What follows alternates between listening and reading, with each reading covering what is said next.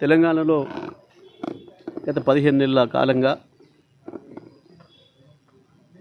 పరిస్థితులు రోజు రోజుకు దిగజారుతున్నాయి. రాష్ట్ర ప్రభుత్వ పరిపాలన దిక్కులెన్నైంది. రాష్ట్రం ఒక అరాచకమైన పరిస్థితి వచ్చింది. ప్రజలకు ఇచ్చిన హామీల సంగతి పక్కన పెడితే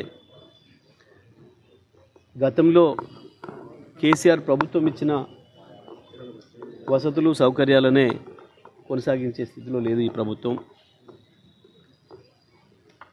ప్రభుత్వానికి ఒక ప్రణాళిక లేదు. ఉన్నది ఒక్క ప్రణాళిక, కేవలం డబ్బులు దోసుకోవడం.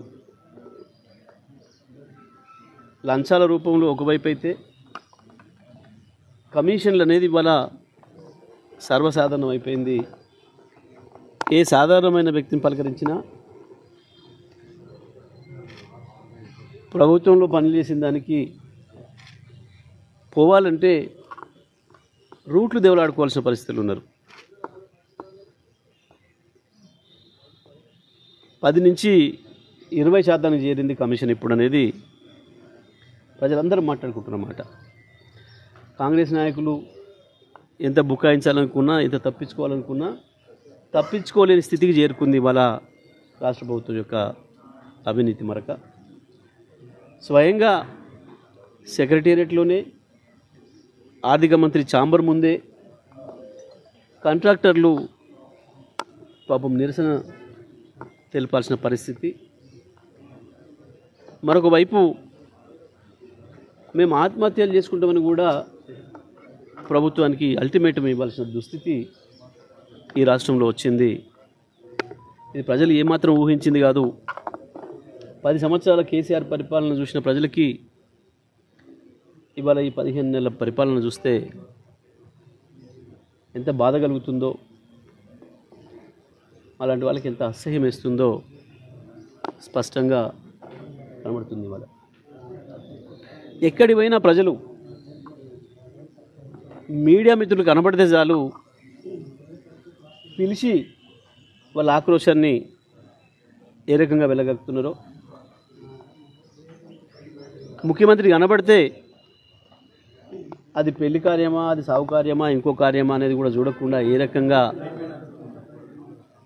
వాళ్ళ నిరసనను లేదా వాళ్ళ ఆకాంక్షని తెలియజేస్తున్నారో మనం చూస్తూ ఉన్నాం. నిన్న మొన్న జరుగుతున్న సంఘటనలు చాలా దురదృష్టకరం. ఇది ఇప్పటికైనా రాష్ట్ర ప్రభుత్వం సరి చేసుకోవాలి.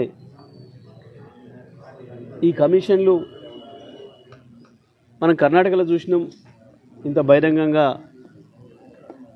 కమిషన్లు తీసుకొని ఇబ్బందులు పెడుతున్నారు కాంట్రాక్టర్లు అన్న దాని మీదనే అక్కడ ప్రజలు ఆడ ప్రభుత్వాన్ని మార్చిండ్రు. దురదృష్టవశాత్తు ఇవాళ తెలంగాణలో అదే మళ్ళీ రిపీట్ అవుతుంది. ఈ కమిషన్ల దందాను వెంటనే ఆపాలని చెప్పి బీఆర్ఎస్ పార్టీగా మేము డిమాండ్ చేస్తున్నాం. కాంట్రాక్టర్లు ఎవరైతే ఉన్నారో పాపం చిన్న కాంట్రాక్టర్లు అందరూ వెంటనే ప్రతి ఒక్కరి బిల్లు చెల్లించాల్సిన బాధ్యత రాష్ట్ర ప్రభుత్వం పైన ఉంది. వాళ్ళని కాపాడాల్సిన బాధ్యత ఉంది.